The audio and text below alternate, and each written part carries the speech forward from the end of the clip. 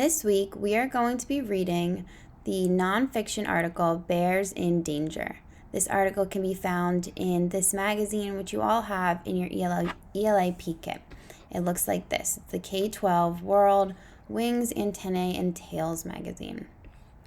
So I'm going to do this read aloud video for you all. I would love it if you could get out your magazines and follow along, or you can exit out of this video and read independently if you would prefer.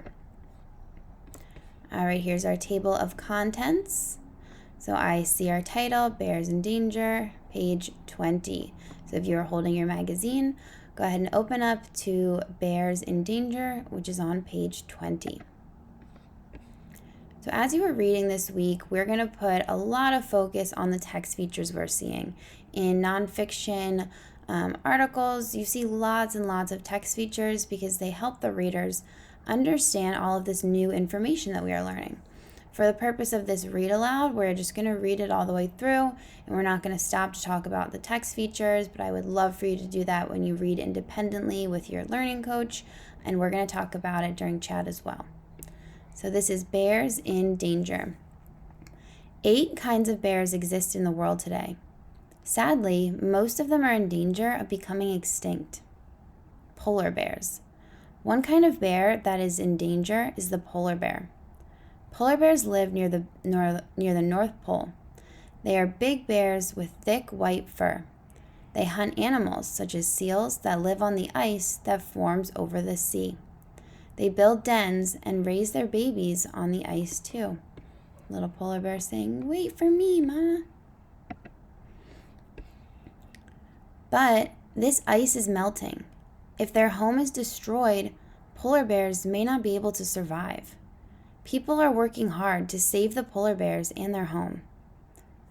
Here's a little caption. Polar bears depend on the sea ice near the North Pole for hunting seals and making dens for their young. So if the sea ice keeps melting, they're not going to have a home. Sun bears. Sun bears live in forests in Southeast Asia. There, they can find all their favorite foods such as berries, insects, and honey. They can also find plenty of trees to climb. Some bears spend a lot of time high up in trees. They move easily from branch to branch. Sometimes they even sleep in trees. In the Malay language, their name means he who likes to sit high. But people are cutting down the forest where some bears live. They are hunting the bears for their fur and other body parts.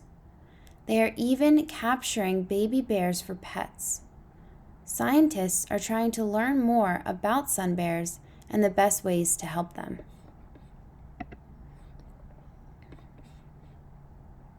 Here's a little picture with a caption. Sun bears are the smallest type of bear. They have a golden or white patch of fur on their chests. Some people think that this patch looks like the rising sun, hence their name. Andean bears. Andean bears are the only bears that live in South America. They live mainly in deep jungles high in the Andes. The bears spend much of their time in trees. They build platforms out of branches so they have a better place to sit in the treetops. Sadly, people are cutting down trees in the bears' home. They are building roads and digging mines. They are building farms. Some farmers kill Andean bears. The farmers fear that the bears will eat their farm animals. But the bears mainly eat fruit. There are only about 3,000 Andean bears in the world today. But people in South America are working to save them from becoming extinct. In school, children learn about Andean bears. Some countries have made laws to protect the bears. Some countries have also set aside parks in the mountains where the bears will be safe. Here's a picture with a caption. Andean bears have white or yellow fur around their eyes. It looks like they are wearing glasses or spectacles, so sometimes they are called spectacled bears. And he's saying hola, because in South America, people speak Spanish. Giant panda bears. Giant pandas are the rarest bears in the world. About 300 pandas live in captivity in places like zoos. Only about 1,600 of them live in the wild. Their home is the high mountains in China. The bear's main food, bamboo, grows there. But people are building cities, farms, and factories in areas where pandas live. When this happens, the pandas lose their home. They lose their food too. There's not enough bamboo left for them to eat. China has made laws to protect its pandas. Scientists are studying these special bears too. They are finding more ways to help save pandas. Here's a picture with a caption.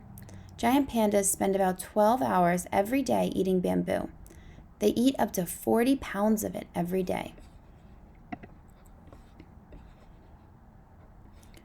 Pandas do not have many babies. Their young need a lot of care, so it is hard to raise more pandas.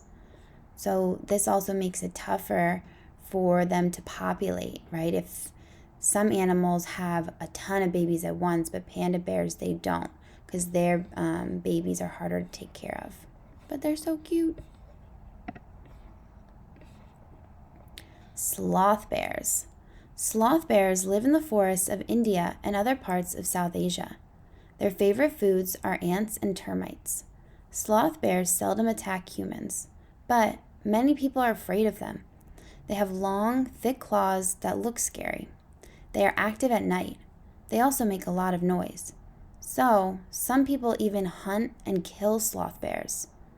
Some people kill mother bears to capture their cubs. These people do not treat the cubs well. They make the young bears dance by the side of the road.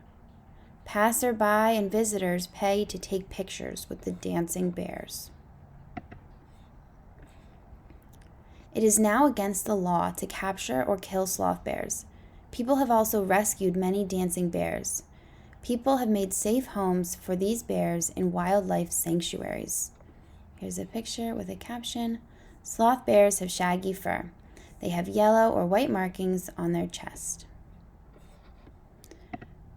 All right, and that is where we are going to end. We're going to continue to learn more about nonfiction, text features, and these different types of bears. Feel free to watch this video again, reread again, or chat with someone at home about what you learned about these bears and how they are currently in danger.